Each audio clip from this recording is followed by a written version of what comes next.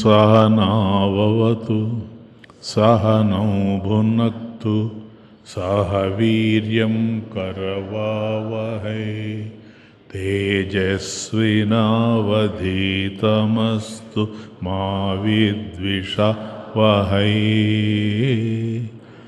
ओम शांति शांति शांति।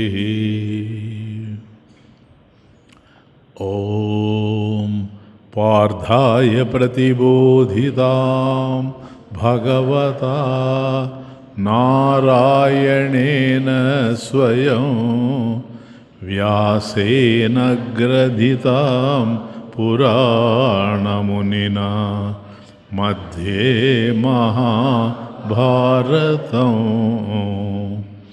अद्वैतामृतवर्षिणीं भगवतीम् अष्टादशाध्यायिनीम् अम्ब त्वाम् अनुसन्दधामि भगवद्गीते भवद्वेषिणीम्।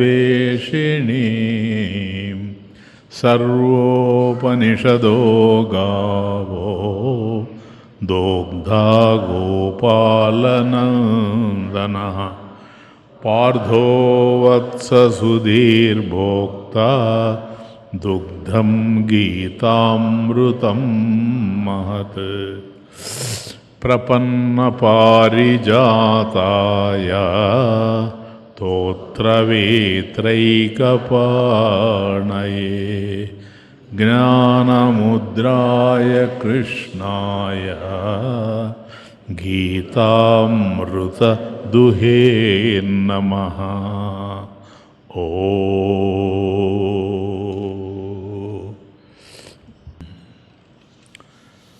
कारुण्यगुणधामा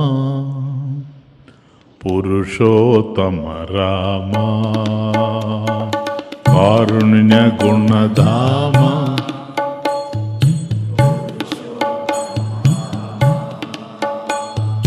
कारुण्यगुणधामा पुरुषोत्तम रामा कारुण्यगुणधामा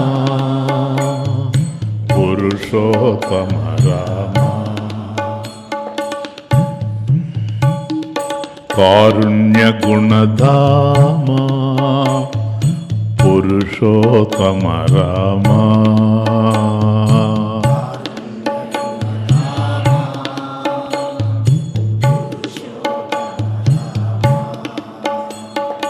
भद्राद्रि रघुरामा भयनाशक रामा भद्राद्रि रघुरामा भयनाशक रामा भद्राद्रि रघुरामा भयनाशक रामा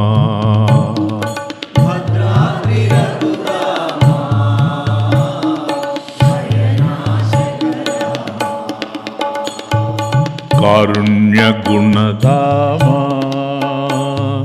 पुरुषोत्तम रामा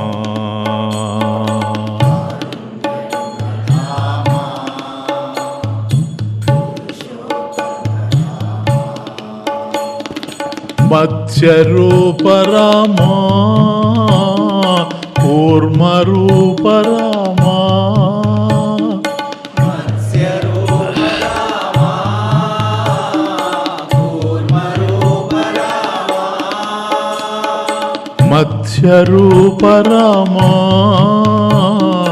कूर्मरूप रामा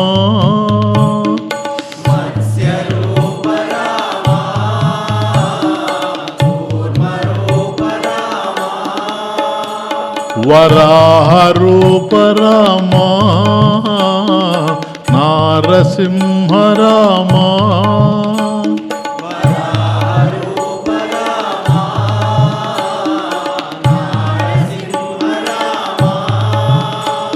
वराहरूप रामा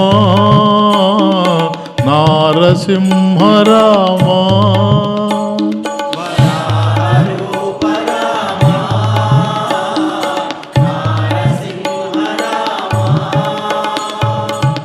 వామన పరశురామ బలరామ కృష్ణ కల్కి శ్రిత బాంధవ రామ రామ బలరామ కృష్ణ కల్కి శ్రిత బాంధవ రామ వామన పరశురామ బలరామ కృష్ణ కల్కి శ్రిత బాంధవ రామ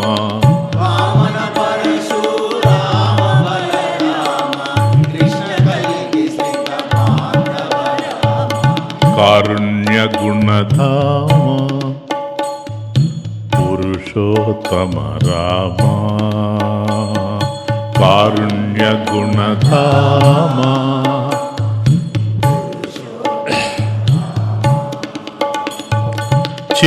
చిత్రకూటవాస విచిత్రమునివేశ హరి హరి హరి హరి చిత్రకూటవాస విచిత్రమునివేశ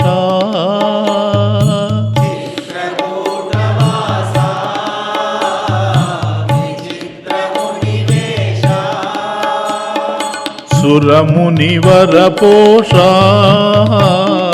జయ జయ పరమేశ సురమునివరపోష జయ జయ పరమేశ చిత్రకూటవాస విచిత్రమునివేశ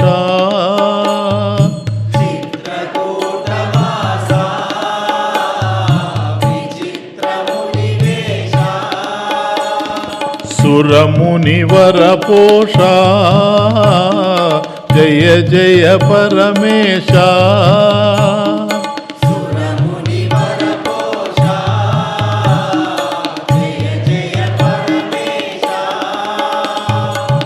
పాప విమోచన కమలలోచన పావన నామా మంగళధామ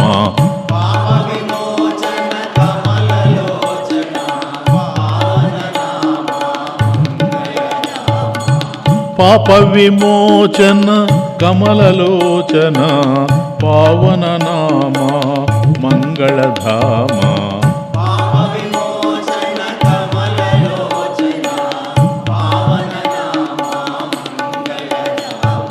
కారుణ్య గుణధామ పురుషోత్తమ రామ కారుణ్య గుణధామ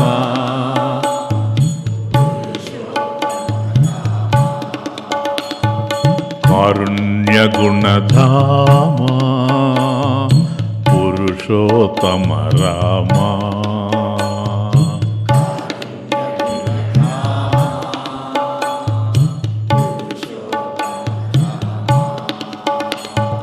భద్రాద్రి రఘురామ భయనాశక రామ భద్రాద్రి రఘురామ భయనాశక రామ భద్రాద్రి రఘురామ భయనాశక రామ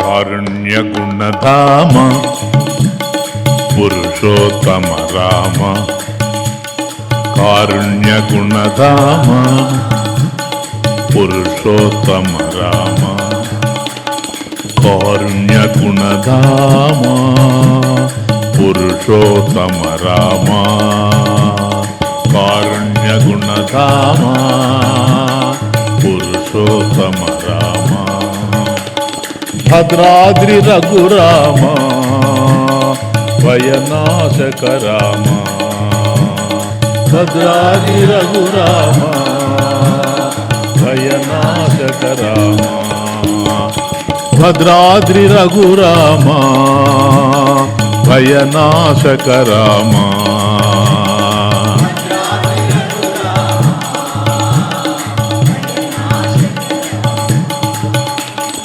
కారుణ్యగుణధామా పురుషోత్తమ రామా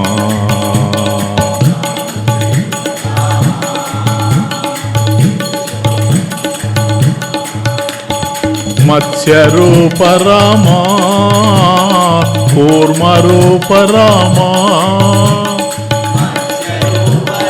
హరి హరి హరి హరి మత్స్యరూప రామా కూర్మరూప రామా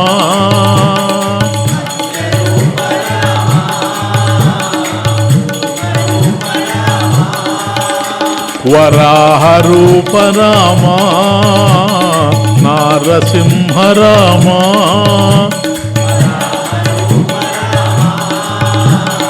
రామసింహ రామా వామన పరశురామ బలరామ కృష్ణ కల్కి శ్రిత బాంధవ రామ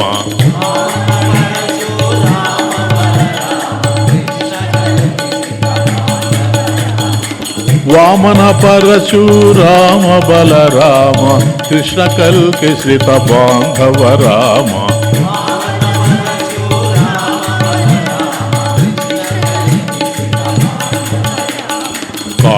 కారుణ్యగుణధామా పురుషోత్తమ రామా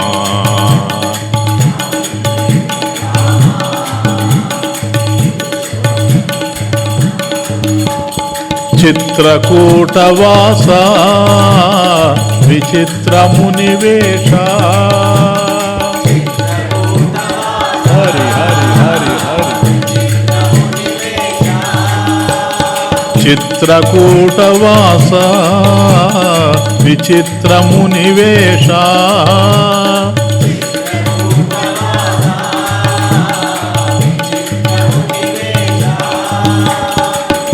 సురమునివరపోష జయ జయ పరమేశ సురమునివరపోష హరి హరి పాప విమోచన కమలలోచన పావన నామ మంగళధామ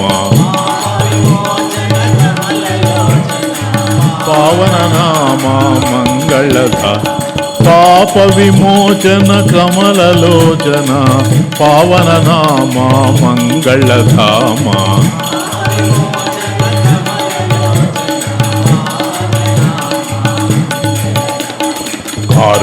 కారుణ్యగుణధామా పురుషోత్తమ రామా కారుణ్యగుణధామా పురుషోత్తమ రామా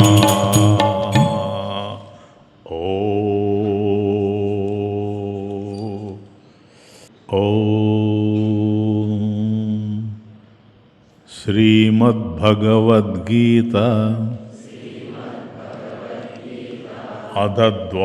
అధద్వాదశోऽధ్యాయः భక్తియోగः అర్జున ఉవాచ ఏవం సతతయుక్తాయే భక్తాస్త్వాం పర్యుపాసతే హే చాప్యక్షరమవ్యక్తం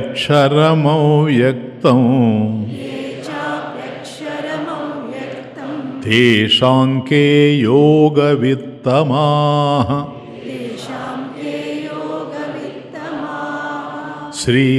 శ్రీభగవానువాచ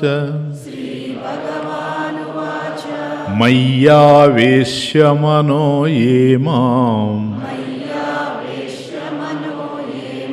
నిత్యయుక్తా ఉపాసతే శ్రద్ధయా పరయోపేతాః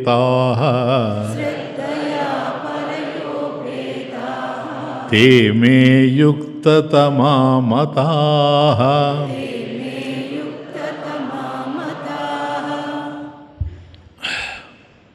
ఉపాసకులైనటువంటి కర్మయోగులు ఎవరైతే ఉండారో కర్మయోగులు గృహస్థులు వాళ్ళని యుక్తతములు అని భగవంతుడు చెప్పాడు. తేమే యుక్తతమాహ మతాహ, ఇక్కడ యుక్తతములు అని చెప్పాడు. తేషాంకే యోగవిత్తమాహ, అది అక్కడ పడింది. అర్జున, నేను అక్షర రూపుణ్ణి కనుక అనుర్దేశ్యుణ్ణి, అవ్యక్తుణ్ణి, అంతటా ఉండేటువంటి వాడిని. ఇవన్నీ కూడా, ఈ లక్షణాలన్నీ కూడా నావే, నేనే. వాటి అర్థాలు తెలియగానే ఆ పదాలు పడతా ఉంటాయి, విశేషణాలు, అడ్జెక్టివ్స్ అన్నీ. అవి తెలియగానే నేనెవరో వాళ్ళకి తెలిసిపోతుంది అంతే. ఆ లక్షణాలు తెలిస్తే చాలు, నేనెవరో వాళ్ళకి తెలిసిపోతుంది. తెలిసిన తరువాత నాకు వేరుగా వాళ్ళు ఉండలేరు. తమాషా, వాళ్ళని గురించి వాళ్ళకి తెలియాల్సిన అవసరం లే. అసలు నేనెవరో తెలిస్తే ఏమని? అనిర్దేశ్యం, అవ్యక్తం, సర్వతరగం, అచింత్యం, కూటస్థం, అచలం, ధ్రువం, ఇవన్నీ కూడా, ఈ లక్షణాలన్నీ ఏవైతే కనపడుతూ ఉన్నాయో నాకు, ఇవి నేను చెప్పినప్పుడు ఇవన్నీ కూడాను నిర్గుణ పరబ్రహ్మం సంబంధించినవి. ఇవి గనక వాళ్ళకి తెలిసిపోయినాయంటే వాళ్ళెవరో వాళ్ళకి తెలిసిపోతుంది, వాళ్ళకి నాతో ఉండేటువంటి సంబంధం కూడా తెలిసిపోతుంది. అయితే తేషాం కే యోగవిత్తమః, వీళ్ళిద్దరిలో శ్రేష్ఠులు ఎవరు అంటే, మొన్న మనం చూసింది ఏంటంటే, మయ్యావేశ్య మనః, మయి నాయందు, మనః ఆవేశ్య, వాళ్ళ మనసును నాయందు ఉంచి, యుక్తతములై, నా మీదనే మనసుంచి శ్రద్ధ కలిగినటువంటి వాళ్ళై,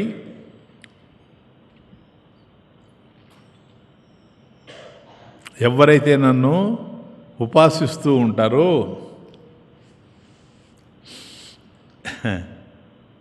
వాళ్ళు నాకు చాలా దగ్గర వాళ్ళు అన్నాడు, యుక్తతములు అన్నాడు. అని అనగానే మనకు ఒక ప్రశ్న పడిపోతుంది. సరే, ఇప్పుడు రెండు కదా ఆయన అడిగాడు.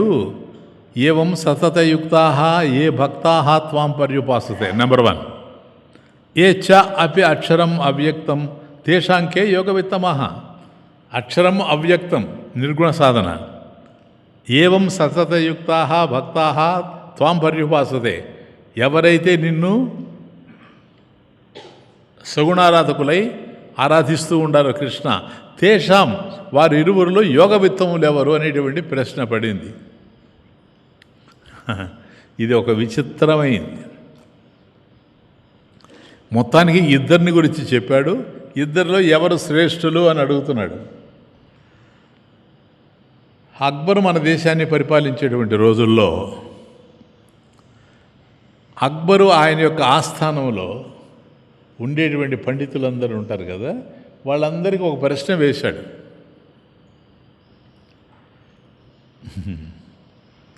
అయ్యా, మంది భారతదేశం, మన భారతదేశంలో అనేకమైనటువంటి నదులు ఉన్నాయి. అందులో పరమ పవిత్రమైనటువంటి నదులు కూడా ఉన్నాయి. ఈ నదుల్లో ఏది పావన నది, ఏది పవిత్ర నది ఎవరైతే చెప్తారో వాళ్ళకి చాలా విలువైనటువంటి, అమూల్యమైనటువంటి ఈ రత్నహారాన్ని నేను ఇస్తాను అని అక్బర్ చెప్పాడు. చూడండి, అక్బరు అడిగినవాడు అక్బరు. ఇప్పుడు సమాధానం చెప్పేటువంటి వాడు బీర్బల్ పండితుడు. వీళ్ళందరూ చెప్పారు. ఏం చెప్పారు తెలుసా? అందరూ ఒకటే చెప్పారు, గంగా గంగా గంగా గంగా గంగా. ఏ నది శ్రేష్టమైంది, పరమ పవిత్రమైందంటే గంగా నది అని చెప్పారు అందరూ. ఒకటి చెప్పాడు అనుకోండి, నెక్స్ట్ అంటాడు. అంటే దాని అర్థం ఏంటి? వాడికి ఇంకా రాదు. ఏదైతే రత్నహారం ఇస్తానన్నాడో ఇంకా వాడికి రాదు కదా, నెక్స్ట్ అన్నాడు కనుక ఇలా పోతా ఉంది తిరిగి లాస్ట్లో అందరూ ఒక దశలో విసిగిపోయారు. ఇంకేముంది, అదే కదా చెప్పాలా. నదుల్లో గంగానది కన్నా శ్రేష్టమైంది ఏంటి? గంగానది చెప్పాము, చెప్తే నెక్స్ట్ అంటున్నాడు. ఇంకేం చెప్తామని అందరూ మానేసుకుంటా ఉండారు. ఆ దశలో బీర్బల్ మహాశయుడు లేచాడు. ఏమిటి అన్నాడు.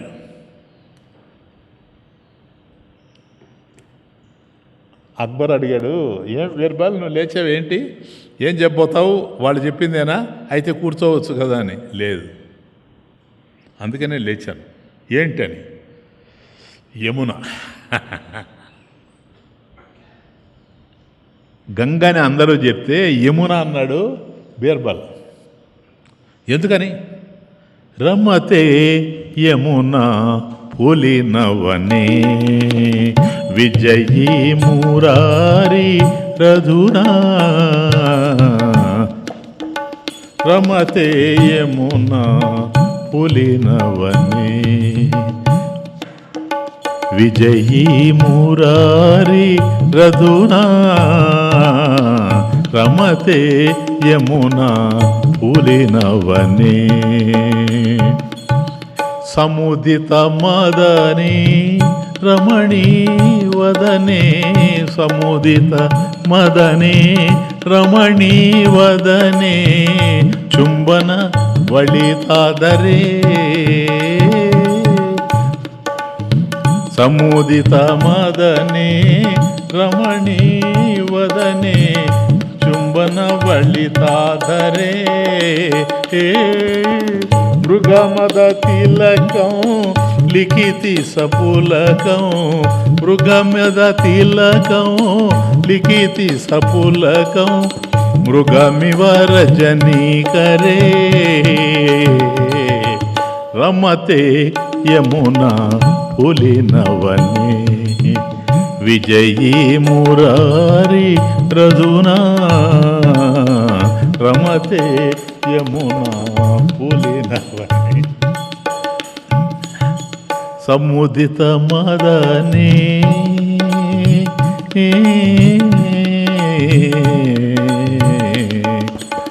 సముదిత మదనే రమణీ వదనే. సముదిత మదనే రమణీ వదనే చుంబన వళితాధరే. మృగమద తిలకం లిఖితి సపులకం. మృగమద తిలకం లిఖితి సపులకం మృగమివ రజనీకరే. రమతే యమునా పులినవనే విజయీ మురారి రధునా. రమతే యమునా పులినవనే.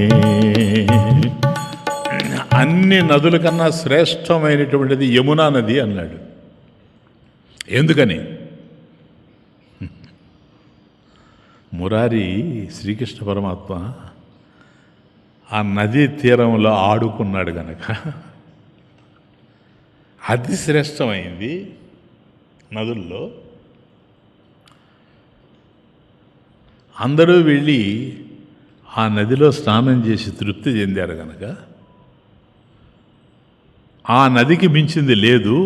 అందుకని నదులు అనేకం ఉండిన భారతదేశంలో పరమ పవిత్రమైనటువంటి నది, పావన నది ఏమిటి అంటే అది యమునే కానీ ఇంకొకటి కాదు అన్నాడు. అతను కూడా బాగా అక్బరు బాగా తెలియగలడు. వెంటనే అన్నాడు, అయితే గంగ ఏంటి అన్నాడు. ఇప్పుడు వీళ్ళందరూ గంగ అన్నారు, నువ్వు ఒక్కడవే యమున అంటున్నావు, మరి గంగ ఏమిటి అన్నాడు అని ప్రశ్న వేస్తే బీర్బల్ అన్నాడు, గంగ నది అని ఎవరు చెప్పాను అన్నాడు. గంగా నది అని ఎవరు చెప్పారు, మరి గంగ ఏమిటి అన్నాడు.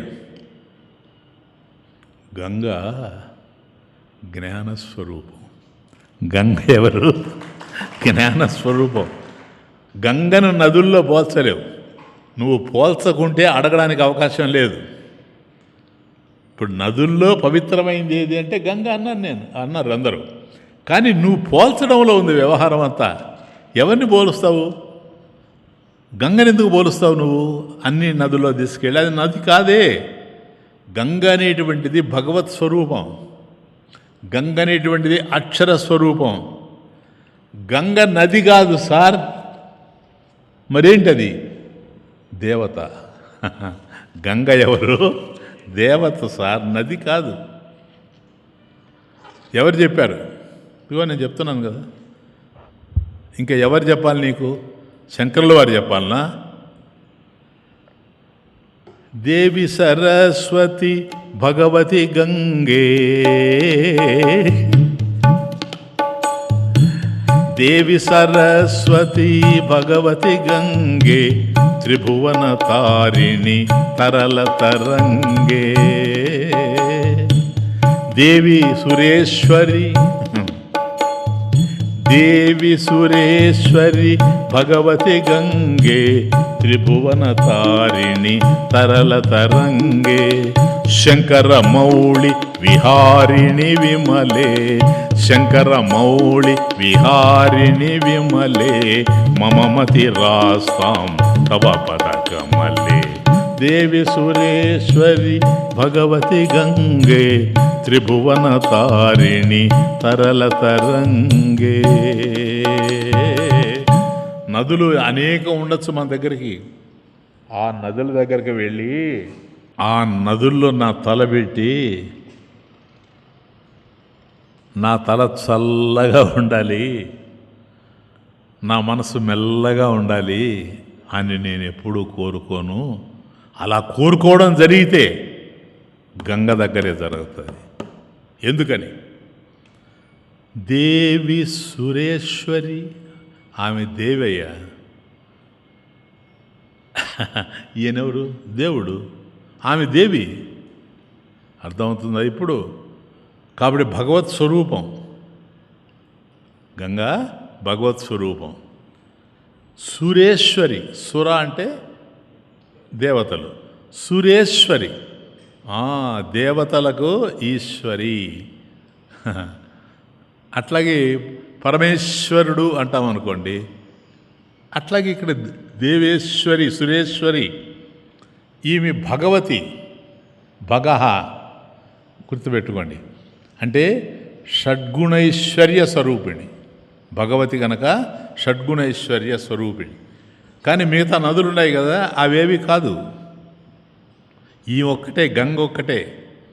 కాబట్టి దేవి సురేశ్వరి భగవతి గంగే, ఆ గంగానది, ఓ గంగాదేవి, త్రిభువన తారిణి, ముల్లోకాలను దాటిస్తుంది.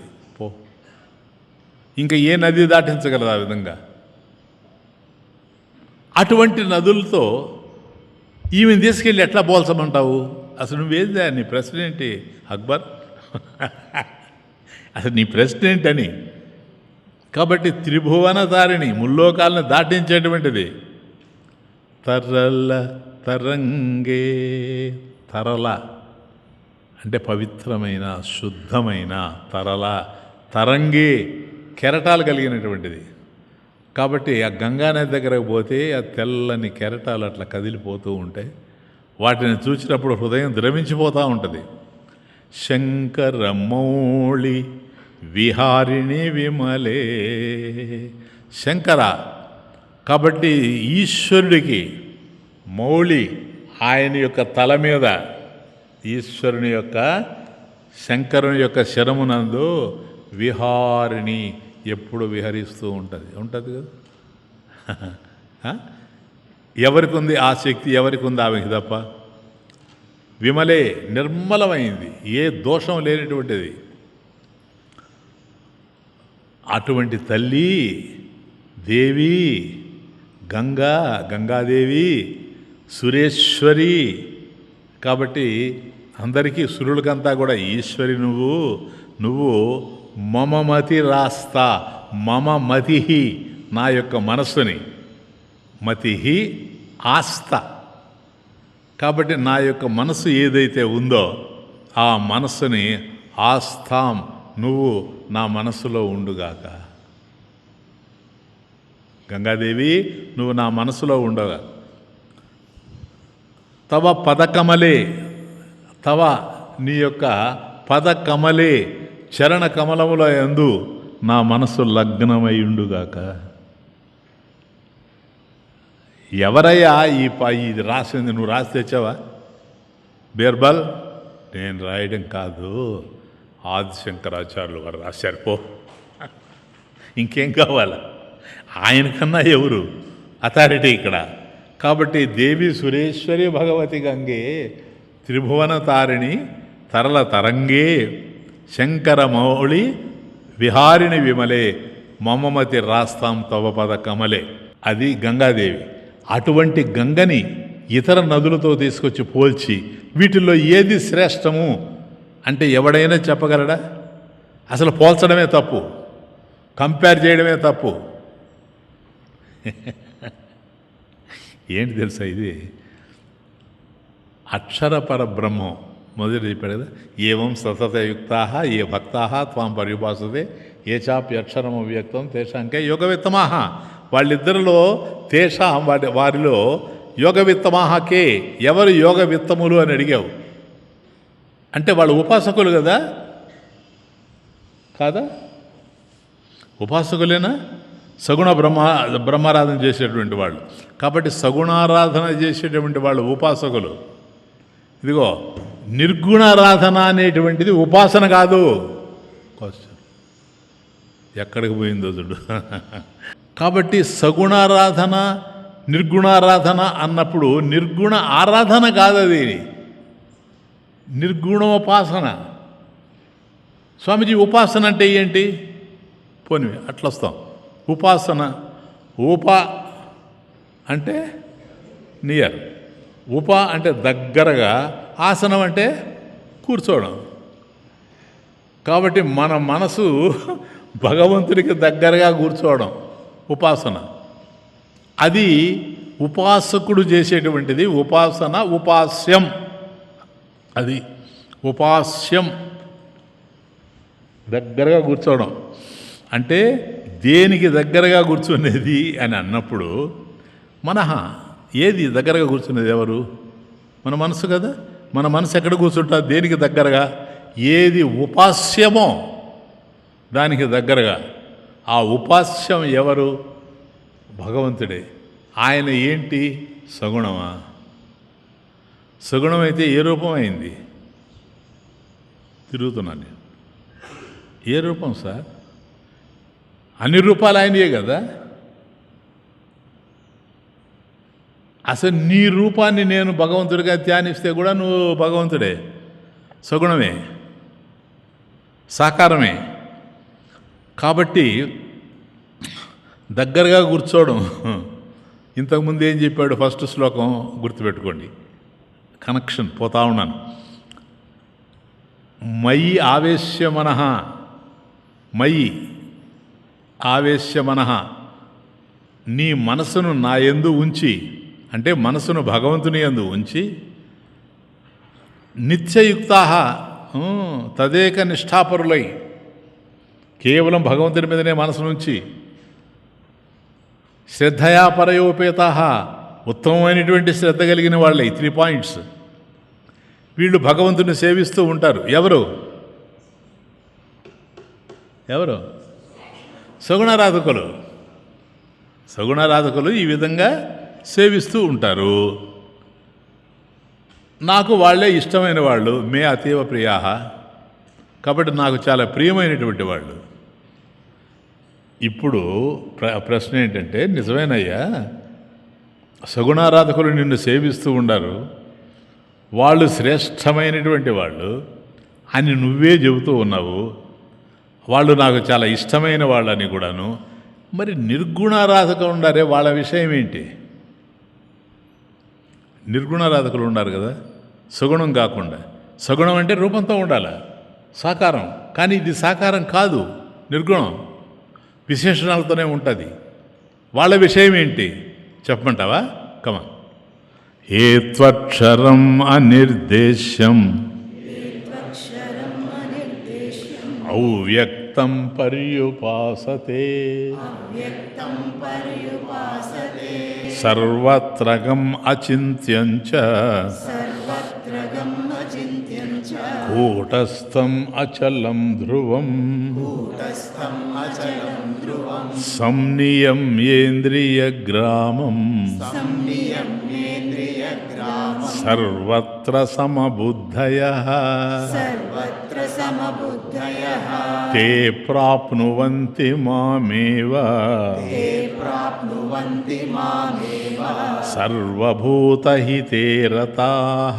सर्वभूतहिते रताः కాబట్టి ఈ నిర్గుణారాధకులు ఉన్నారు కదా, వీళ్ళని అక్షర పరబ్రహ్మోపాసకులు అనాల.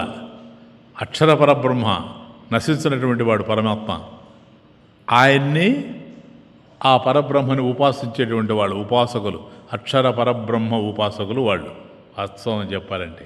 అందుకని ఇప్పుడు నేను చెప్పాను వరుసగా మీకు విశేషణాలు 8 అనుకుంటారు అందరూ, కాదు 7.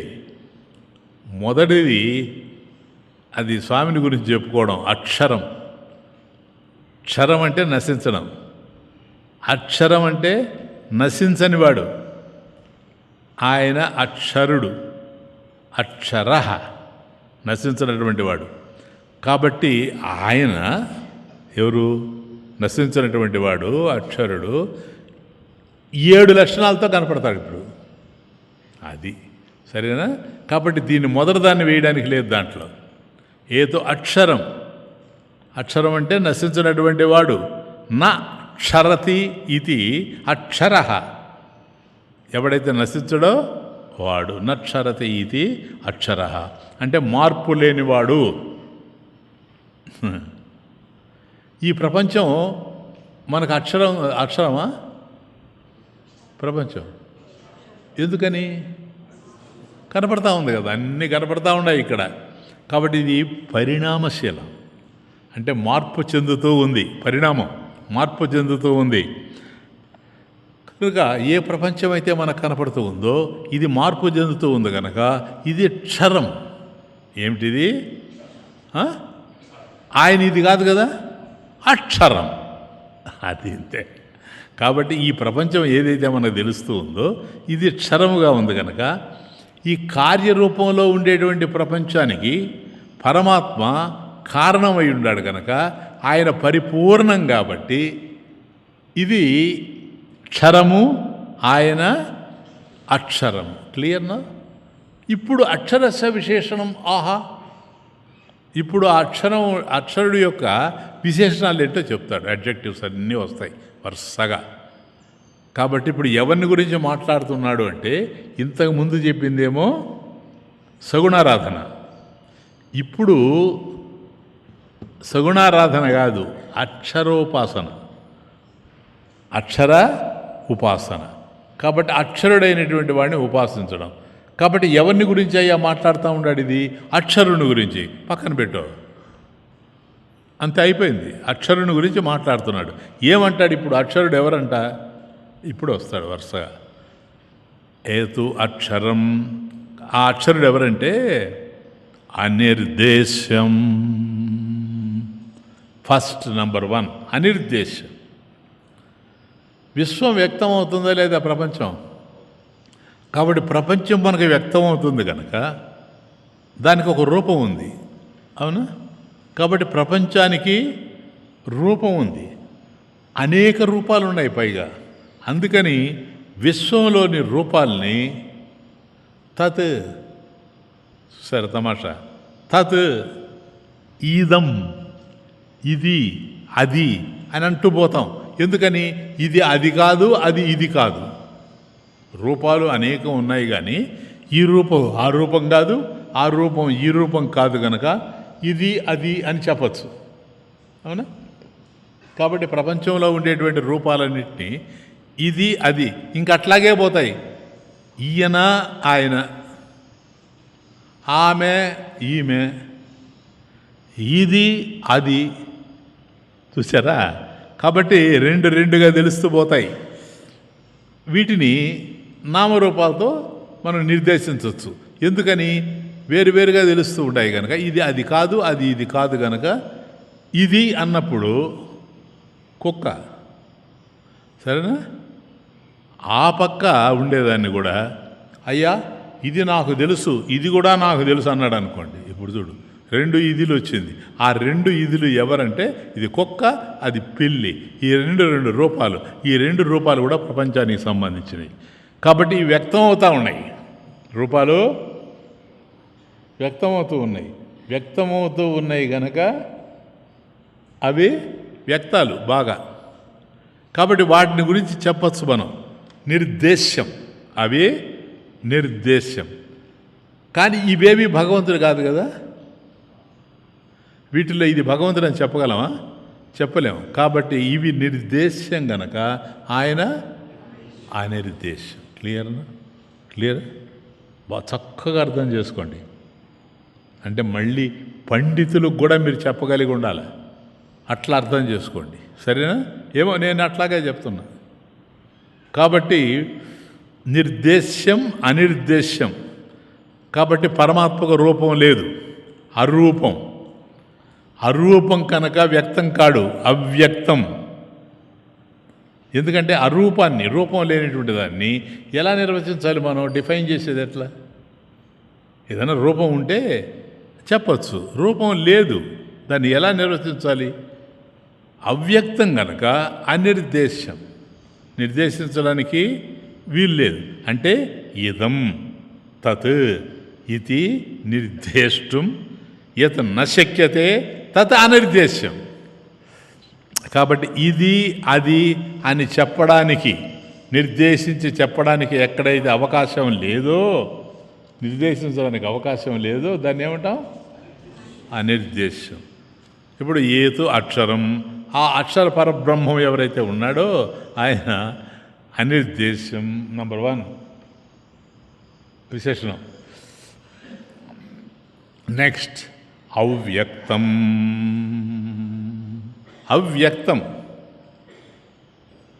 ఏం లే, ఒక నెగటివ్ పడుతూ పోతుంది నాయన, ఇంకేం లేదు. వ్యక్తం అవ్యక్తం, నిర్దేశ్యం అనిర్దేశ్యం. ఇప్పుడు మీకు అనిర్దేశ్యం అర్థమైపోయింది కదా. నెక్స్ట్ ఇప్పుడు వ్యక్తం విషయంకి వస్తున్నాం. వ్యక్తం అంటే ఏంటి? ప్రత్యక్షాది ప్రమాణాలకు అందేది వ్యక్తం. అవునా? ఏవి ప్రత్యక్షాది ప్రమాణాలు? కళ్ళు, చెవులు, ముక్కు, అన్నీ. వీటికి ఏదైతే అందుతూ ఉందో ప్లీజ్, ఇవి వ్యక్తం అందుతూ ఉంది కనుక ఏది వ్యక్తమవుతుందో అది ప్రత్యక్షాది ప్రమాణాలకు అందుతుంది. అంటే ఉదాహరణకి రూపాలు ఉన్నాయి. రూపాలు ఎవరికి అందుతాయి? ముక్కుకే, కళ్ళకి. రూపాలు కళ్ళకు అందుతే శబ్దాలు అంతే. కాబట్టి దానికి అది ప్రమాణం. కాబట్టి రూపాలకి కళ్ళు ఎట్లా ప్రమాణము, శబ్దాలకి చెవులు అట్లా ప్రమాణం. ఇట్లా వ్యక్తం అవుతుంది పరబ్రహ్మం. శబ్దాలు చెవికి అందినట్టుగా, రూపాలు కంటికి అందినట్టుగా భగవంతుడు తెలిసేటువంటి అవకాశం ఉందా? అట్లా అయ్యేటువంటిది కానందున ఏ ప్రమాణానికి కూడాను అందదు. మన దగ్గర ప్రమాణాలు ఉన్నాయి. కళ్ళున్నాయి, చెవులున్నాయి, ముక్కు ఉంది, నాలుక ఉంది, చర్మం ఉంది, ఇవన్నీ ఉన్నాయి. కానీ వాటికి అందేటి కొన్ని తెలుస్తూ ఉన్నాయి మనకు, ఇవి అందుతాయి అని. కానీ భగవంతుడు అందుతాడంటే మాత్రం అందే అవకాశం ఏ ప్రమాణాలకి లేదు. ఒకవేళ అందాడనుకోండి, అప్పుడు ఆయన ఏమవుతాడు? వ్యక్తం అవుతాడు. ఇప్పుడు అందాడు కదా, అప్పుడేమవుతాడు? అంతే. కనుక అవ్యక్తం. కాబట్టి ఈ యొక్క ప్రమాణాలకి అందనటువంటి వాడు. నా కేనాపి ప్రమాణేన వ్యజ్యతే ఇది అవ్యక్తం. అది డెఫినేషన్. నా కేనాపి, దేనివల్ల కూడాను, ఏ ప్రమాణం వల్ల కూడా, ప్రమాణేన, నా కేనాపి ప్రమాణేన వ్యజ్యతే ఇది అవ్యక్తం. కాబట్టి అవ్యక్తమైనటువంటి పరబ్రహ్మం ఏదో, అది అక్షర పరబ్రహ్మం కదా, అది అనిర్దేశం అన్నాం కదా, ఆటోమేటిక్ అవ్యక్తం. అనిర్దేశం కనుక అవ్యక్తం. అవ్యక్తం కాబట్టి అనిర్దేశం, వ్యక్తం కాదు కనుక. నెక్స్ట్ తర్వాత ఏంది? బోలో సర్వత్రగం. సర్వత్రగం ఏ లేదు నాయన, అంతటా వ్యాపించి ఉండేది సర్వత్ర.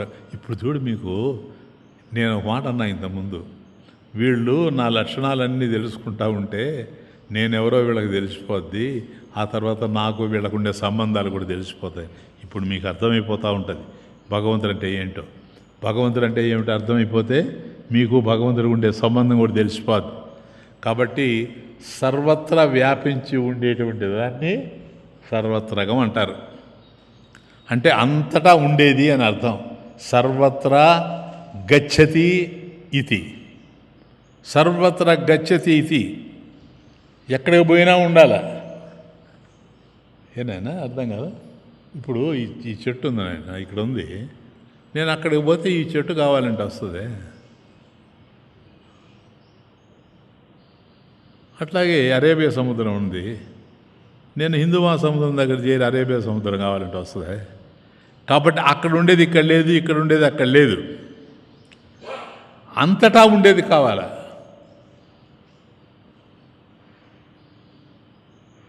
వ్యాపించి ఉండాలి అట్లా. ఏదో చెప్పండి ఏదన్నా.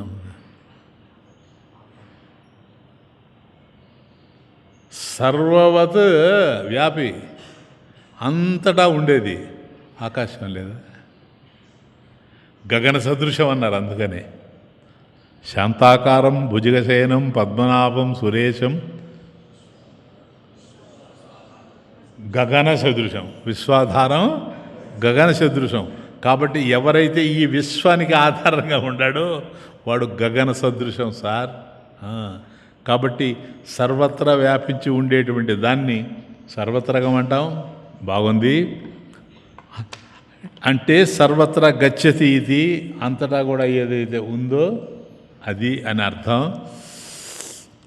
వ్యోమవత్ వ్యాపి, వ్యోమం అంటే ఆకాశం, ఆకాశంలాగా అంతటా వ్యాపించి ఉండేది గగన సదృశం. ఇవన్నీ ఇవ్వడానికి ఎగ్జాంపుల్స్ ఇస్తున్నాను. కాబట్టి ఆకాశం, కాబట్టి ఆకాశం అనేటువంటిది అంతటా ఉంది. ఆకాశం అనేది అంతటా ఉంది కదా, కాబట్టి ఉన్నవన్నీ ఆకాశంలోనే ఉన్నాయి. చెప్పండి. ఆకాశం అనేది అంతటా ఉంది కాబట్టి ఏదున్నా అంతటాలో ఎక్కడో ఒక చోట ఉండాలి. అక్కడ ఆకాశం ఆల్రెడీ ఉంది. కాబట్టి ఆకాశము అనేది ఆకాశంలాగా అంతటా వ్యాపించి ఉండేది కనుక వ్యోమవత్, ఆకాశం లాంటిది. కాబట్టి ఆకాశం అంతటా ఉంది కనుక ఉన్నవన్నీ ఆకాశంలోనే ఉన్నాయి. ఇంకా తమాషా ఏంటి తెలుసా? కారణత్వం వల్ల కార్యమంతా వ్యాపించి సర్వగతంగా శోభిస్తూ ఉంది. కాబట్టి కారణత్వం, ఇప్పుడు దీనికి అంతటికీ కారణం ఎవరు? ఆకాశం. ఆకాశం కారణంగా ఉంది కనుక ఇవన్నీ కార్యరూపంలో ఉన్నాయి. కాబట్టి కార్యరూపంలో ఉన్నవి కారణం కన్నా వేరుగా ఉండడానికి అవకాశం లేదు. హౌ? కథం? ఎట్లా? మట్టి కుండ చెప్పండి. మట్టి కుండ, కుండ ఎక్కడుంది? ఆకాశంలోనా? మట్టిలో ఉంది. మట్టిలో కుండ ఉంటే మట్టి ఎక్కడుంది? కాబట్టి మట్టి ఎక్కడుందనే ప్రశ్న లేదు, మట్టి అంతటా ఉంది. దాంట్లో మనకు కుండ కనపడతా ఉంది, అంతే, ఇంకేం లేదు. కాబట్టి సర్వత్రగం, అంతటా ఉండేటువంటిది. చూసారా పరమాత్మ యొక్క లక్షణం, అక్షర పరబ్రహ్మం యొక్క లక్షణం ఇది. కాబట్టి అనిర్దేశం, అవ్యక్తం, సర్వత్రగం, అచింత్యం. ఇప్పుడు అచింత్యం మళ్ళీ అచింత్యము. చింత్యము అంటే చింతించేది. అచింత్యము అన్నాడు అనుకోండి, అంటే చింతించడానికి వీలుగానిది. అది దాన్ని చింతించడం కుదరదు. ఎందుకన్నా ఆయన చింతించేది ఎవరు? మనసు కదా. ఇంద్రియాలకి ఏదైతే అందుతుందో దాన్ని మనసు చింతిస్తుంది. ఇంద్రియాలకి అందదని ఇప్పుడే తెలుసుకున్నాం కదా మనం కదా. కాబట్టి ఇంద్రియాలకే అందనటువంటి దాన్ని మనసు ఎట్లా తెలుసుకుంటుంది? ఒకవేళ ఇంద్రియాలకు కనుక అందితే దాన్ని మనసుతో తెలుసుకోవచ్చు, చింత్యం. కానీ ఇంద్రియాలకు అందదు గనక అచింత్యం. యత్ కర్ణగోచరం తత్ మనసా చింత్యం. ఓ యత్ కర్ణగోచరం, ఏదైతే ఇంద్రియాలకు అందుతూ ఉందో తత్ దాన్ని మనసు చేత చింతించవచ్చు. క్లియర్? కాబట్టి యత్ కర్ణగోచరం తత్ మనసా చింత్యం. కానీ ఇది కర్ణగోచరం కాదు.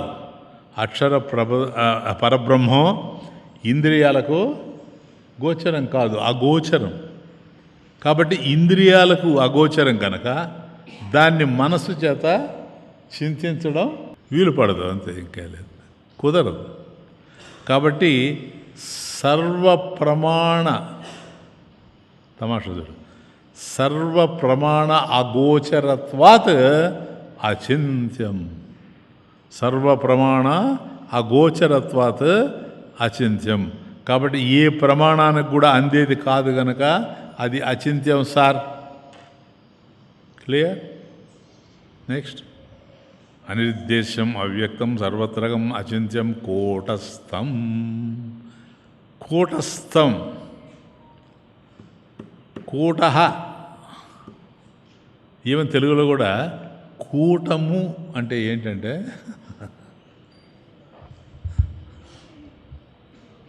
ఇప్పుడు మనోళ్ళు కూటము అంటారు, అష్టదరిద్రం. ఏమో నన్ను అడిగితే కూటం అంటే ఏంటంటే అష్టదరిద్రం అని చెప్తా కదా. కూటము అంటే కూటవత్ కూట దాగలుండనైనా దాగలే. ఇది ఇంకా అసలు అర్థం కాదు. అంటే పిల్లి అంటే ఏంటంటే మార్జాలం అన్నట్టు. అంటే ముందుదే అర్థం కాదు, ఇది అసలు అర్థం కాదు. దాగలి ఇంగ్లీష్లో చెప్పమంటారా? Anvil, ANVIL. ఇది ఇంకా అర్థం కాలే కదా. అదే వేదాంతం అంటే. కాబట్టి దాగలి నాయన. ఇప్పుడు ఇనుప పనిముట్లు తయారు చేస్తారు కదా. ఫోన్లే మనకి ఇనుము వద్దు, ఇప్పుడు బంగారు కొట్టేది ఇట్లా కొట్టేది. వాడు అట్లా కొడుతుంటాడు. దేని మీద కొడతాడు? అది దాగలి అంటే. దాన్ని మనం స్టైల్గా చెప్పుకోవాలంటే కూటవత్, కూటస్థం. కాబట్టి దాన్ని దాగలి అంటారు. యాన్విల్ అది తమాషా అయిందే. అంటే కాల్చినటువంటి లోహఖండాల్ని దాంతో కొట్టి వాటిని సరి చేసుకుంటూ పోతారు. అది తారపుగులాగా వస్తుంది, లేకపోతే వచ్చే అవకాశం లేదు. సాగదీసేందుకు అనువుగా కింద ఒక ఇనుప ముద్ద పెట్టుకొని ఉంటాడు, దాని మీద కొడతా ఉంటాడంతా. కాబట్టి దేని మీద అయితే కొడుతున్నాడో అది ఇనుము కావచ్చు, బంగారు కావచ్చు, వెండి కావచ్చు, ఏదైనా సరే అది మార్పు చెందుతూ ఉంటుంది. కాబట్టి మనకు ఒక దశలో రెడీ అయిపోతుంది. మరి ఇది ఎక్కడ కొట్టాడు, ఎట్లా వచ్చింది ఇది అని అంటే అదిగో దాని మీద దాగలి మీద కొట్టాడు. దాన్ని కూటము అంటారు. ఇంకేం లేదు, ఆ దాగలినే కూటము అని అంటారు. ఇదే కూటం. దీన్ని ఆధారం చేసుకొని మనకు లోహాలను అనేక రూపాలుగా తీర్చిదిద్దుతూ పోతారు. కాబట్టి లోహానికి ఈ రూపం అని లేదు, బంగారుకి ఈ రూపం అని లేదు. మనకి ఏది కావాలన్నా ఆ రూపం వస్తూ ఉంటుంది. అలా మారే రూపాలకు కారణమైనటువంటిది ఏదైతే ఉందో అది దాగలి, అది మారకుండా ఉంటుంది. అసలు పాయింట్ ఇది. అందుకని దాగల్ని తీసుకొచ్చాడు. చిన్న విషయం కాదు కదా, ఆయన ఏమి సామాన్యుడా. కాబట్టి ఆ దాగల్ని ఎందుకు తెచ్చాడంటే దాని మీద మనం ఎన్నెన్నా, ఇప్పుడు ఒక ఉంగరం తయారు చేసుకోవాలా, ఒక వడ్డాణం తయారు చేసుకోవాలా, నగ తయారు చేసుకోవాలి, దాని మీద తయారు చేసుకుంటూ పోతాం. అవి తయారైపోతూ ఉంటాయి, అనేకం తయారవుతాయి.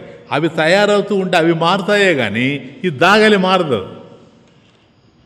మారుతుంది, యాన్విల్ మారదు.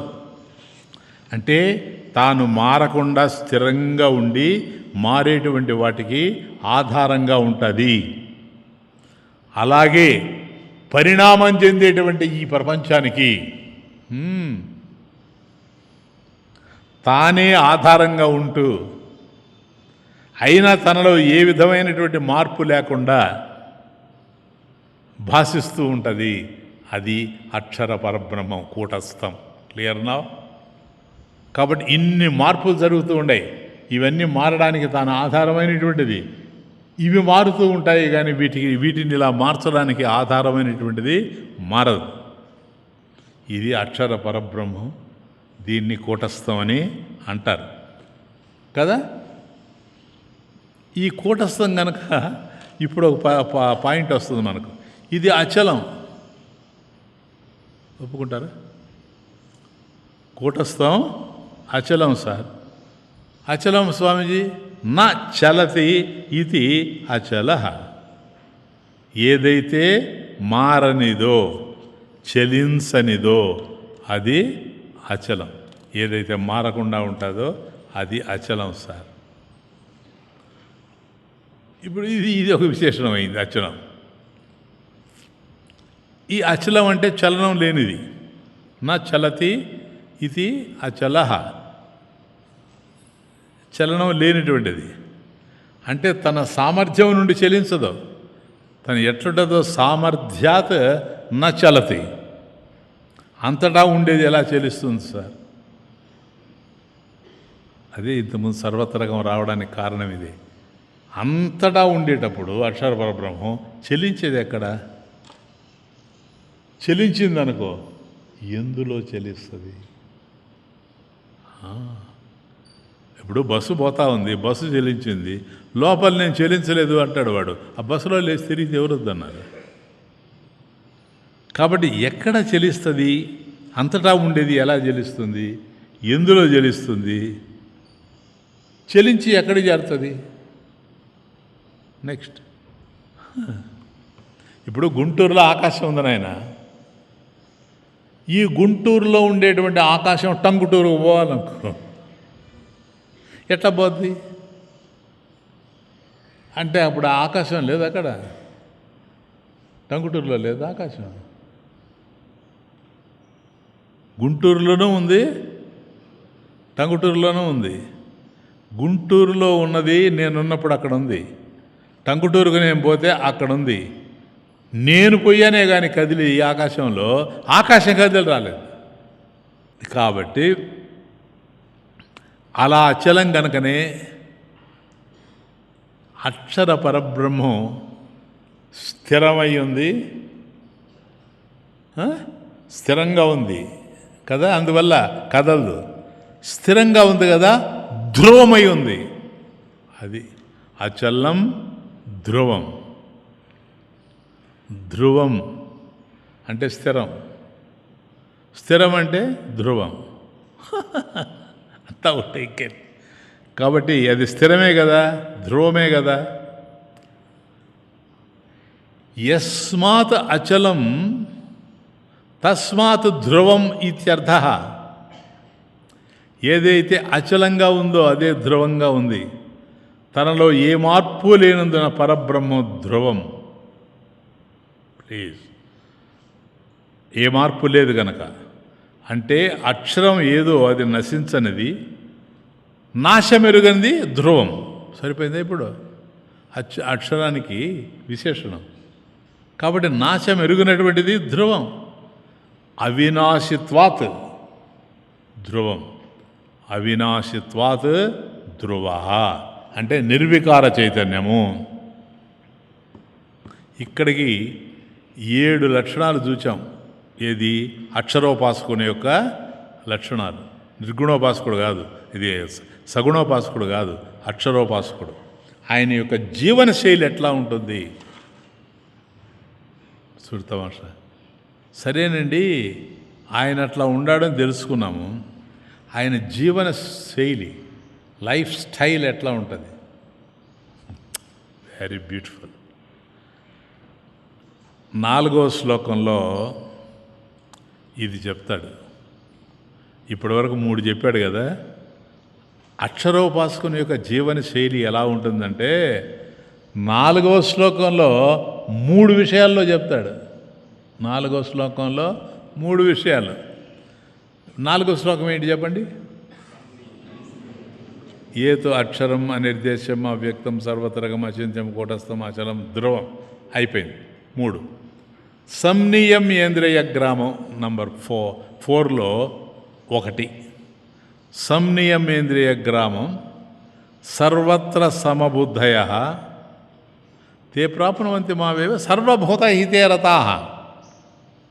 3. సంనియమేంద్రియ గ్రామం సర్వత్ర సమబుద్ధయ సర్వభూతహితే రతాః. ఇది ఈ 3. కాబట్టి ఆయన ఎట్లా ఉంటాడు, ఏ విధంగా ప్రవర్తిస్తాడు?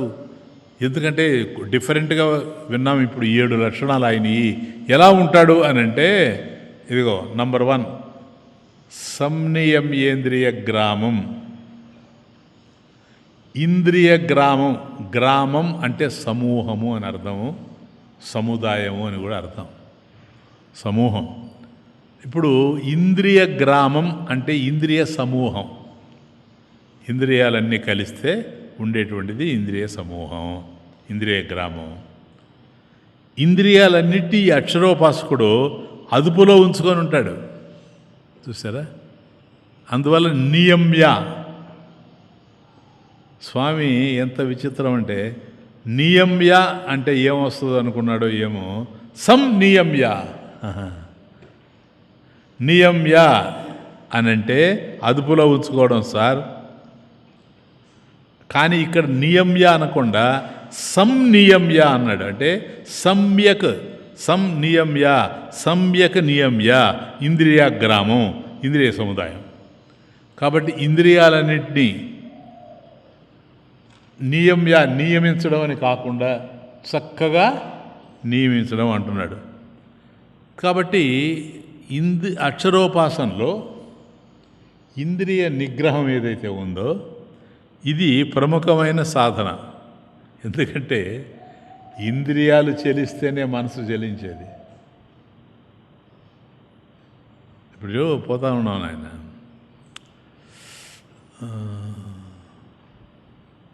గులాబ్ జామున్ కనిపించింది అనుకోండి.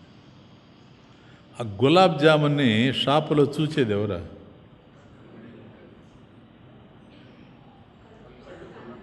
కళ్ళ? నిజమేనా? కళ్ళు చూస్తే ఏమన్నా మాట్లాడుతున్నాయి అవే? ఏమిలే. ఏం జరుగుతుంది చెప్పండి? నోట్లో నీళ్ళు వస్తాయి. గులాబ్ జామున్ ఇట్లా చూడగానే వెంటనే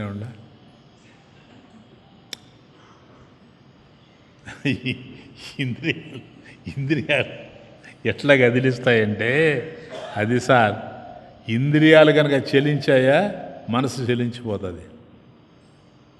వెంటనే వీడు అడుగుతాడు, అదెంత సార్? నీ దగ్గర ఎంత ఉందో సార్? అది. కాబట్టి ఇంద్రియాలు చెలించాయి అని అన్నాం అనుకోండి, అప్పుడు మనసు చెలించిపోద్ది. మనసు చెలించిందనుకోండి, నిధిధ్యాసనం ఎట్లా జరుగుతుంది? అది శ్రవణ మనన నిధిధ్యాసలకు రావాలంటే నిధిధ్యాసనం భంగం సార్. కాబట్టి సాధన చక్కగా జరగదు. కానీ అక్షరోపాసకుడికి సాధన సక్రమంగా జరగాలి అంటే ఇంద్రియాలు నిగ్రహింపబడాలి. ఇంద్రియాలు చక్కగా నిగ్రహింపబడాలి. ఇవన్నీ సమ్యక్ నియమ్య చక్కగా నిర్వహించబడాలి. ఎందుకంటే శరీరం అనేటువంటిది రథం లాంటిది నాయన. రథాన్ని గుర్రాలు లాగినట్లుగా శరీరాన్ని ఇంద్రియాలు ఈడుస్తాయి. వాడట్లాగా ఉంటాడు, కానీ ఇంద్రియాలు నువ్వు అది తీసుకో, అది తిను అంటది. కాబట్టి విషయ ప్రపంచం అనే రహదారిలోకి, ఇది రోడ్డు, అక్కడికి లాగుతాయి. అట్లా ఇట్లా కాదు, ఆ విషయ ప్రపంచంలోకి లాగుతాయి సార్. గుర్రాలని అదుపు చేయకుండా గమ్యాన్ని చేరడం ఎంత దుస్సాధ్యమో దుర్లభమో ఇది కూడా అంతే సార్.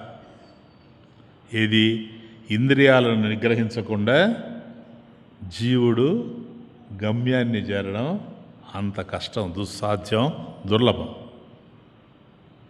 కాబట్టి దాని ఇంద్రియాల్ని మొదట నిగ్రహించాలి. రాజుగారు పండితులందరినీ కూర్చోబెట్టుకొని ఒకరోజు వాళ్ళకొక ప్రశ్న వేశాడు. ఏమిటంటే, ఏం లేదు, ఇదిగో ఈ రత్నహారం ఉంది, ఇది మీకు ఇస్తా. ఇక్కడ లేదులే, ఇది మీకు ఇస్తా. ఎవరికి ఇస్తాను? ఇప్పుడు నేను ప్రశ్న వేస్తాను, దానికి ఎవరైతే సక్రమంగా ఆన్సర్ చేస్తారో, అంటే దాన్ని పరిష్కరించుకొని వస్తారో వాళ్ళకి ఇస్తానన్నాడు. అప్పుడు అందరూ సిద్ధపడిపోయారు. కానీ నేను, ఎందుకంటే చాలా కాస్ట్లీగా కనపడతా ఉంది, రత్నహారం చాలా కాస్ట్లీగా ఉంది. ఏమిటి అన్నారు. ఇప్పుడు మన ఆస్థానంలోకి ఒక మేక వస్తుంది. మేక మీరేం తింటారు నాకు తెలియదు, కానీ మేక ఏం తింటుంది? లడ్డా కదా, గడ్డో లాగా ఆకులో ఏదో ఒకటి తింటుంది. కాబట్టి అది ఏదైతే తింటుందో దాన్ని మేమే ఇస్తాం, సప్లై చేస్తాం. మీరేం తెచ్చుకోవాల్సిన అవసరం లే, మీరు వచ్చి ఉండండి, మేకని ఎంటర్ చేస్తాం. మీకు కావాల్సినంత గడ్డో మరొకటో ఏది అడుగుతారో మీరు అదంతా ఇస్తాం, పెట్టండి. ఎప్పటి వరకన్నా పెట్టండి. ఉదయం ఇస్తాం, పడేసి ఉంటాం, తింటా ఉంటుంది అది. సాయంత్రం వరకు అయిన తర్వాత దాని కడుపు కనుక నిండిందంటే ఇది వాళ్ళకి ఇచ్చేస్తాం. ఏది? రత్నహారం అని చెప్పారు. ఇంకా అందరూ, సార్ మాకేంటి సార్ ఫస్ట్ ఛాన్స్, మాకేంటి సార్. అంత తేలిగ్గానైతే ఇస్తానయ్యా. ఒక్కొక్కరు చేతులెత్తండి. ఆయన వచ్చాడు, పెట్టు. ఉదయాన్నే వచ్చేసారు. నెక్స్ట్ డే ఈయనంతా తీసుకొచ్చి గడ్డి అంతా కూడా పచ్చిగడ్డి దానికి వేశారు. అది తింటా ఉంది, వీడు వేస్తూ ఉన్నాడు. వీడు ఎవరిని చూడడం లేదు దాన్ని, ఎందుకంటే అది ఎంత తింటే అంత మంచిది. అయిపోయింది, సాయంత్రం అయింది, పెడతా ఉంటే తింటా ఉండి. అప్పుడు రాజు పిలిచాడు. పెట్టావా అని. చూశారు కదండి మీరే, మీ కళ్ళ ముందే పెట్టాను కదా. తినిందే చూశారు కదా, అది కూడా. మరి దాని కడుపు నిండిందే, నాకేం తెలుసు. చెప్పాను నేనేమన్నాను, దాని కడుపు నిండాలన్నాను. ఇప్పుడు చెప్పు, నిండిందే లేదా అని. నాకు తెలియదు సార్. అప్పుడు రాజు అన్నాడు, ఇటు తీసుకురా దాన్ని. తీసుకొచ్చాడు. రాజు అంత గడ్డి తీసుకొని, పచ్చిగడ్డి దాని ముందు వేసాడు. అది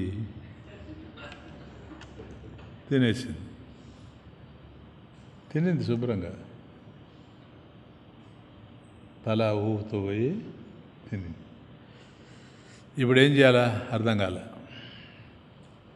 నెక్స్ట్ డే సోమయ్య వచ్చాడు, నిన్న రామయ్య అయిపోయాడు.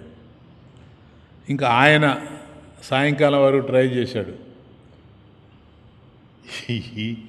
ఈ రాజుకి ఏం పని ఉండేటట్టుగా లేదు.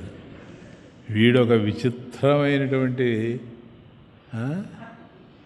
కూటమి హెడ్, సరేనా? అందుకని ఏ పని లేదు కదా, ఏదో పని. రోజు ఒక్కొక్కడు ఇస్తూ ఉన్నాడు. ఓ 10 రోజులు అయిపోయింది, 11వ వాడు ఎవడు రాలా. ఎందుకంటే ఇదే గతి కదా మనకు కూడా. ఇంకా ఉదయం నుంచి చేతులు ఇట్లని ఇట్లని ఇదంతా ఎందుకు అనవసరం, ఎవడు రాలా. అప్పుడు ఒక కుర్రాడు వచ్చాడు. సార్ నేను నింపుతాను సార్. వాడు అన్నాడు, నువ్వెవరయ్యా అన్నాడు. నేను సుందర సత్సంగ్ సార్. నువ్వు నింపుతాను సార్, ఎవరు చేయలేని పని మేము చేస్తాం. ఎట్లొచ్చింది మీకు జ్ఞానం అంతా? మా స్వామి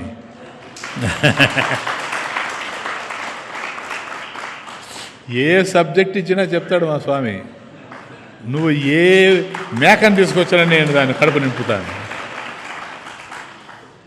రాజు కూడా వినుండాడు. ఆ స్వామిని గురించి నేను కూడా విన్నానయ్యా, చాలా సబ్జెక్ట్స్ చెప్తాడట, ఏది అడిగితే అది చెప్తాడట. చూద్దాం ఈ కుర్రాన్ని. అంతా పండితులంతా అయిపోయింది, కుర్రాడు. వీడు సార్ ఇప్పుడే, అరే రేపు రావయ్యా, రేపు మార్నింగు. సరే వస్తాను సార్ అని వీడు పోయి అందరికీ చెప్పుకొని వచ్చాడు. నాకు ఈరోజు చాలా మంచి, ఎటువంటిది అద్భుతమైన రత్నహారం వస్తూ ఉంది నాకు, రండి అని. ఏందిరా నువ్వు కానీరా, అందరు ఫెయిల్ అయినారు. నేను కాను సార్, మీరు రండి. వచ్చాడు వీడు ఉదయాన్నే. అప్పుడు రాజుగారు అన్నారు, అయ్యా నువ్వు గ్యారంటీగా చెప్తున్నావు కనుక ఏమేం కావాలి, ఎంతెంత కావాలి, ఏమేం కావాలి, కష్టపడబాకండి రాజుగారు, మీరు ఏమీ ఇవ్వలేదు, మేకనిండి చాలు. మేకనిస్తే మిగతాది నేను చేసేస్తాను. అదేందయ్యా మేము ఇస్తాము అని. ఏంటి సార్ అంత పెద్ద రత్నహారం ఇచ్చేటప్పుడు ఈ మాత్రం పెట్టుకోలేనా? నువ్వే పెట్టుకుంటాను సార్. వద్దులేవయ్యా మేము ఇస్తాం. వద్దు సార్, మీరు మేకనిండి సార్. ఇచ్చాడు. వచ్చింది మేక. దానికి 10 రోజులు అలవాటు అయిపోయిందా, వీడు ఇంకా వేయలేదని చూస్తూ ఉంది అట్లా. అప్పుడు అంత వేశాడు. వేయగానే అది చకచకచకపోయి లేట్ అయిందని తొందరగా తినేసింది. తినేసి వీడిని చూసింది మళ్ళీ వేయమని. వీడిట్లా తీసుకొని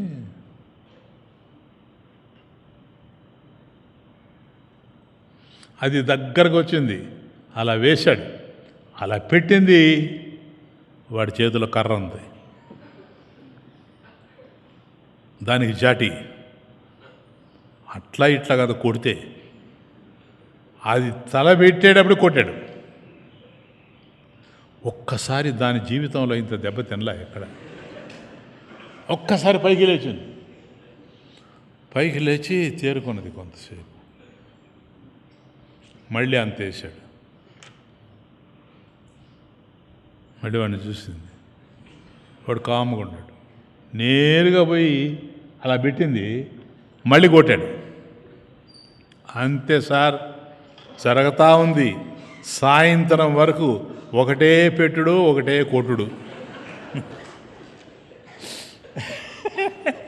కాబట్టి పెట్టినంత వరకు ఎంత పెట్టినా తృప్తి లేకుండా తింటానే ఉండింది కదా. కొట్టడం మొదలెట్టగానే తినడం కట్టిపెట్టింది. ఇంకేముంది, వాయించడం.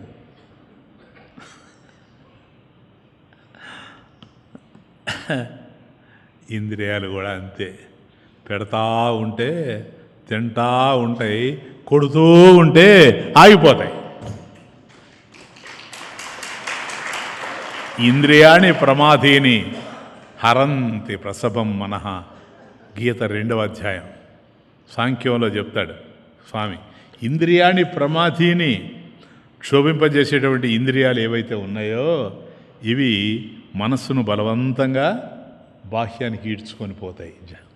జాగ్రత్తగా ఉండు అని గీత 12వ అధ్యాయంలో చెప్తాడు. ఇంకా నువ్వు కష్టపడతానే ఉంటావు ఇంద్రియాలతో, నువ్వు సుఖపడలేవు. ఇది ఎందుకు వచ్చింది, ఇది ఎక్కడిది ఈ సమస్య? ఇంద్రియాలతో కాదు, ప్లీజ్ అండర్స్టాండ్. ప్రపంచంతో కాదు, వ్యక్తులతో కాదు, సంసారాలతో కాదు. రామ రామ జయ రాజా రామ, రామ రామ జయ సీతారామ,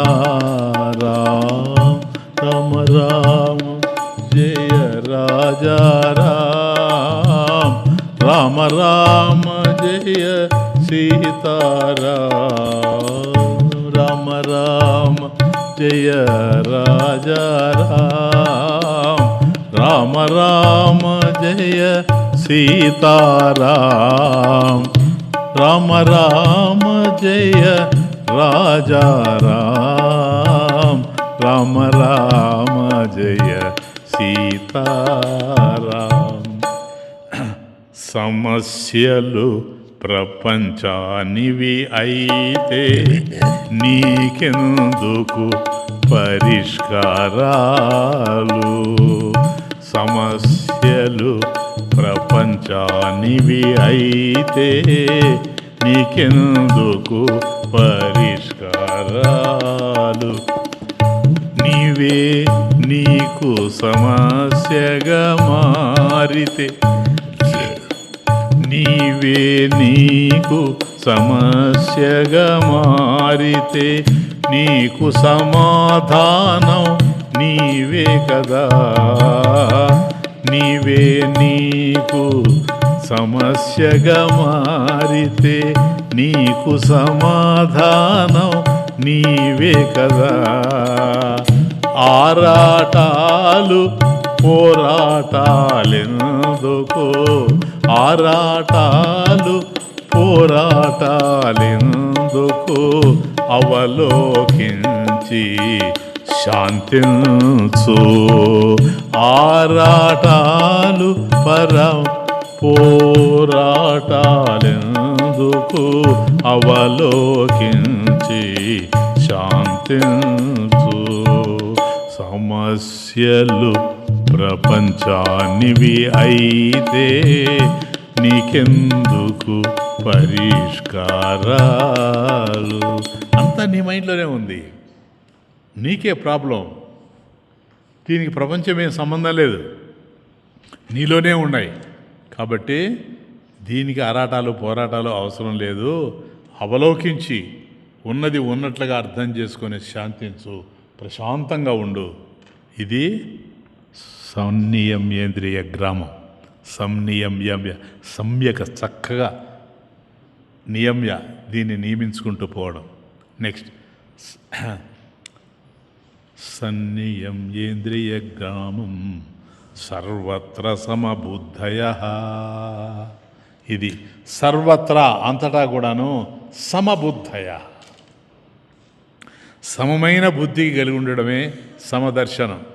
సమబుద్ధి అన్నింటినీ ఒకటిగానే. కాబట్టి అక్షరోపాసకుడు ఎప్పుడు కూడా ఎచ్చట కూడా సమబుద్ధి కలిగి ఉంటాడు. అంటే అన్ని కాలాలలో సమబుద్ధి, అన్ని సమయాలలో సమబుద్ధి. నిర్గుణ సాధకుడికి ఇవంతా కూడాను సమంగానే వ్యవహరిస్తూ ఉంటాడు. సర్వత్రా సర్వస్మిన్ కాలే సమబుద్ధయ, అన్ని కాలాల్లో అన్ని ప్రదేశాల్లో తాను మాత్రం సమబుద్ధితో ఉంటాడు. అది అంటే ఇక్కడ సర్వత్రా అంటే అన్ని కాలాల్లోనే అని కాకుండా అన్ని పరిస్థితుల్లో కూడా ఎప్పుడూ ఒకే విధంగా ఉంటాడు. ఇది అర్థం చేసుకోవాలి. అంటే అనుకూల పరిస్థితుల్లో కానీ, ఇప్పుడు అనుకూల పరిస్థితుల్లో బుద్ధి సమంగా ఉంటుంది, కానీ విషమ పరిస్థితుల్లో కూడా, ప్రతికూల పరిస్థితుల్లో కూడా స్థిరత్వం కోల్పోకుండా ఉండాలి. అది ముఖ్యం. కాబట్టి అది జరగాలంటే ఏం జరగాలి తెలుసా? రాగద్వేషాలు లేకుండా ఉండాలి. ఇదంటే రాగం, అదంటే ద్వేషం. ఇవి ఉన్నంత వరకు మనకి ఈ విషమత్వం పోదు. రాగద్వేషాలు లేని బుద్ధిలో విషమత్వం అనేది ఉండదు, సమత్వమే ఉంటుంది. ఇది సర్వత్ర సమదర్శన. కాబట్టి సమభావాలతో ఉంటాను నేను ఎప్పుడు.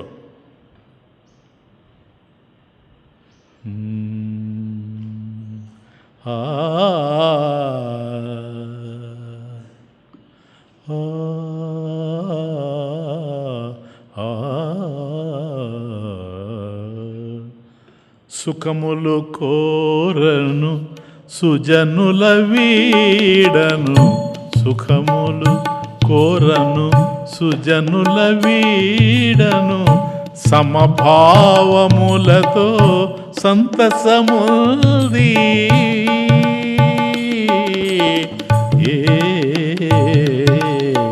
సమభావాలు సర్వత్ర సమదర్శన.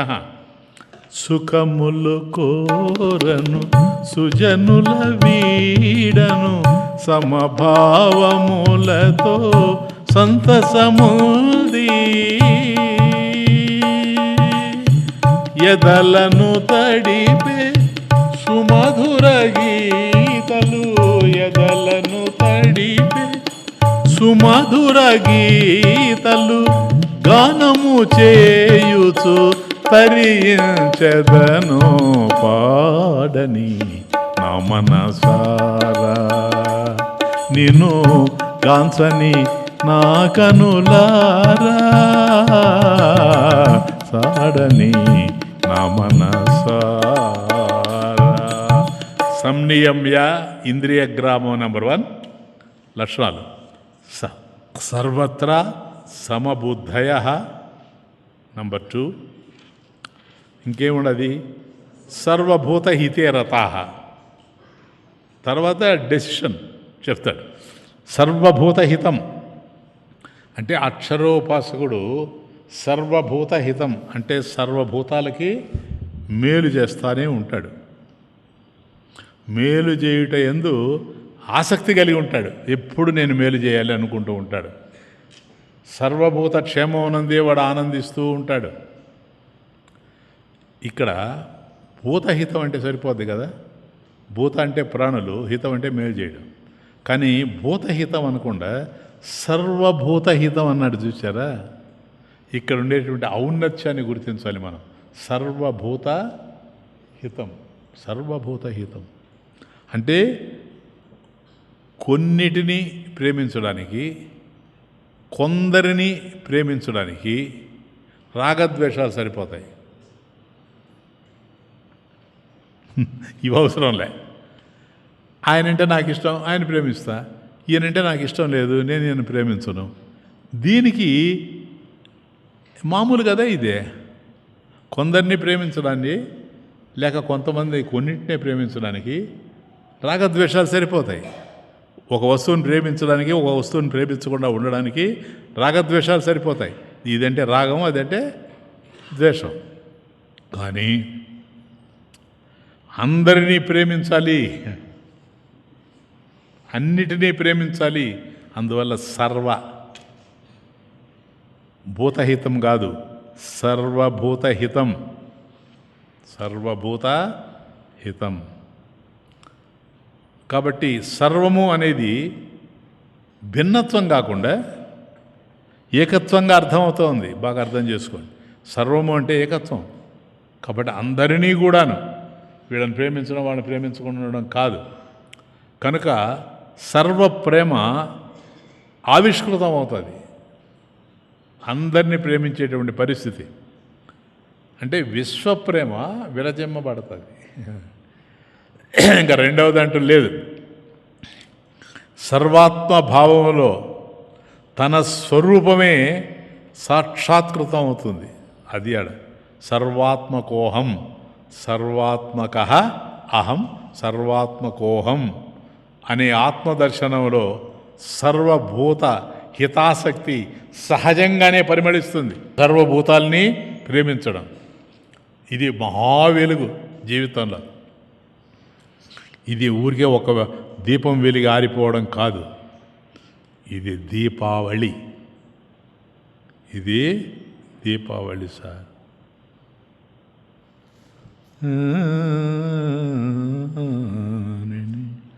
లా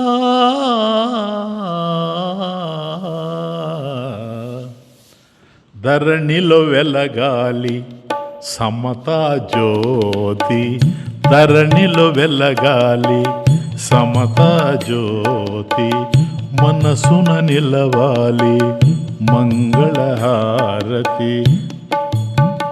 ధరణిలో వెలగాలి సమతా జ్యోతి, మనసున నిలవాలి మంగళహారతి, ప్రేమను గుండెలలో నిలిపేది. అది కావాలి. ప్రేమను గుండెలలో నిలిపేది దీపం రావాలి, కావాలి దీపావళి, కావాలి రావాలి దీపావళి. చీకటి ముసిరిన బ్రతుకుల తిమిరాలను తరుముటకు, చీకటి ముసిరిన బ్రతుకుల తిమిరాలను, చీకటి ముసిరిన బ్రతుకుల తిమిరాలను తరుముటకు, కావాలి రావాలి దీపావళి. చీకటి ముసిరిన బ్రతుకుల తిమిరాలను తరుముటకు, కావాలి రావాలి దీపావళి, దీపావళి. ఓ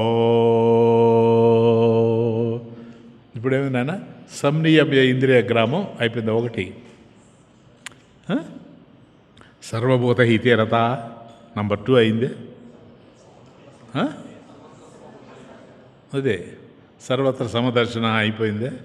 తే మామేవ ప్రాప్నువంతి, అది సెంటర్.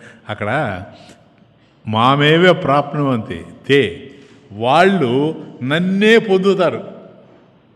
నువ్వు అడిగావు కదా అర్జున, సరే సగుణారాధకుల విషయం చెప్పావు, మరి నిర్గుణారాధకుల విషయం ఏంటంటే చెప్తానుండు అని నీకు 3వ శ్లోకం 4వ శ్లోకం చెప్పాను కదా. 3వ శ్లోకం 4వ శ్లోకంలో నేను చెప్పింది ఏమిటంటే, అర్జున మళ్ళీ ఒకసారి రిపీట్ చేస్తున్నాను చూడు. లక్షణాలన్నీ చెప్పాను 7. ఆ లక్షణాలన్నీ జీర్ణమయ్యి ఇంకా తరువాత వాళ్ళ యొక్క జీవన శైలి ఎట్లా ఉంటుందంటే, సంనియమ్య ఇంద్రియ గ్రామం, సర్వత్ర సమభూత, సర్వత్ర సమబుద్ధయ, సర్వభూత హితేరత. ఈ 3 గనక ఉంటే తే మామేవ ప్రాప్నువంతి, వాళ్ళు నన్నే పొందుతారు. చాలా అయిపోయింది అది కూడా. నెక్స్ట్ కవా. కేశవ కృష్ణ మురారి బృందావన సంచారి, కేశవ కృష్ణ మురారి బృందావన సంచారి, కేశవ కృష్ణ మురారి బృందావన సంచారి.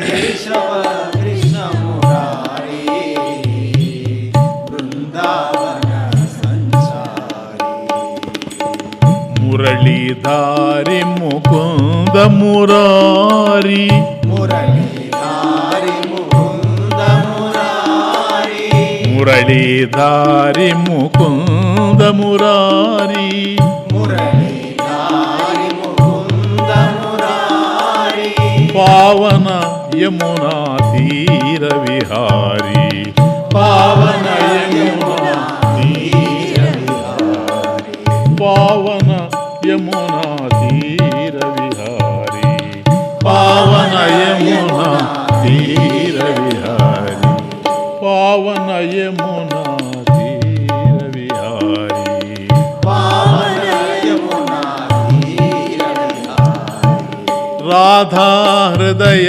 విహారి, హృదయ విహారి, మధుసూదన గిరిధారి, మధుసూదన గిరిధారి, శంఖచక్ర పీతాంబరధారి, శంఖచక్ర పీతాంబరధారి, శంఖచక్ర శంఖచక్ర పీతాంబరధారి శంఖచక్ర పీతాంబరధారి యాదవ శౌరి రాస విహారి యాదవ శౌరి రాస విహారి కేశవ కృష్ణ మురారి కేశవ కృష్ణ మురారి బృందావన సంచారి బృందావన సంచారి కేశవ కృష్ణ మురారి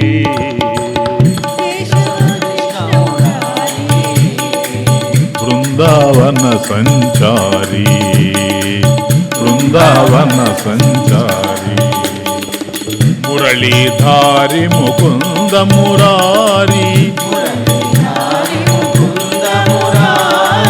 పావన యమునా తీర విహారి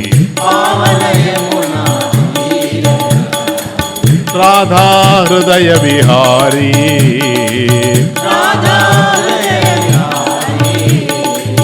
మధుసూదన గిరిధారి మధుసూదన గిరిధారి శంఖచక్ర పీతాంబరధారి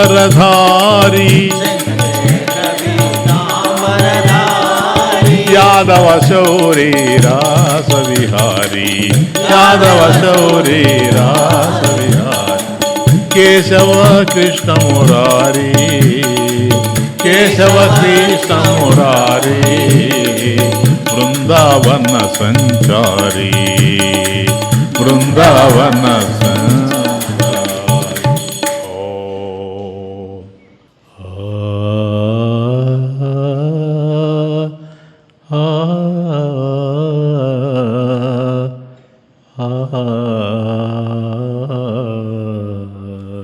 శుభచరితం రసభరితం శుభచరితం రసభరితం భజేహం శ్రీరామం నమామి భజేహం శ్రీరామం శుభచరితం రసభరితం శుభచరితం రసభరితం భజేహం శ్రీరామం నమామి భజేహం శ్రీరామం దేవదేవాయ రామాయ నమః దేవదేవాయ రామాయ నమః రావణారే ప్రభో రామచంద్ర విభో రామచంద్ర దేవదేవాయ రామాయ నమః రావణారే ప్రభో రామచంద్ర విభో రామచంద్ర जानकी वल्लभ पुरुषोत्तमा पुरुषोत्तमा शुभचरितं रसभरितं शुभचरितं रसभरितं भजेहं श्रीरामं नमामि भजेहं श्रीरामं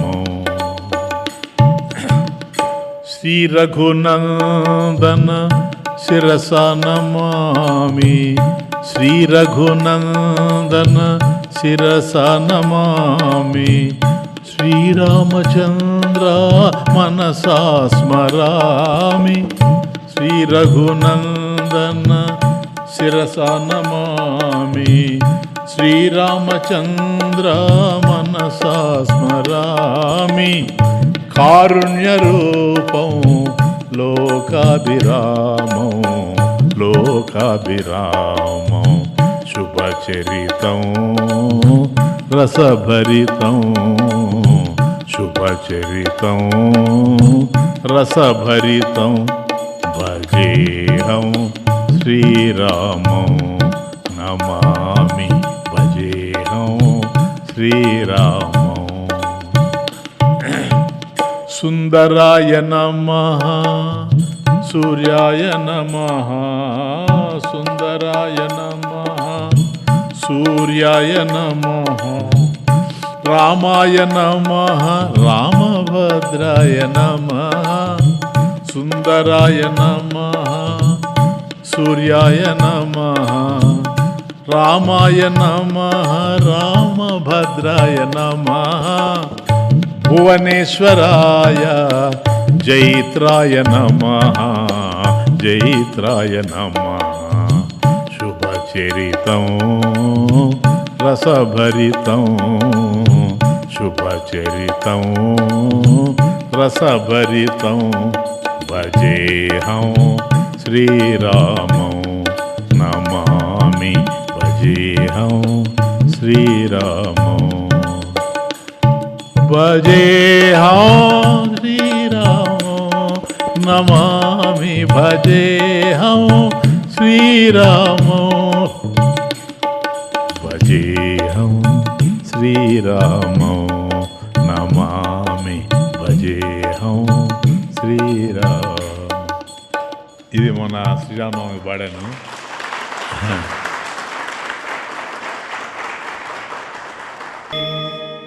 ఓం పూర్ణమదః పూర్ణమిదం పూర్ణాత్ పూర్ణముదచ్యతే పూర్ణస్య పూర్ణమాదాయ పూర్ణమేవావశిష్యతే. ఓం శాంతి శాంతి.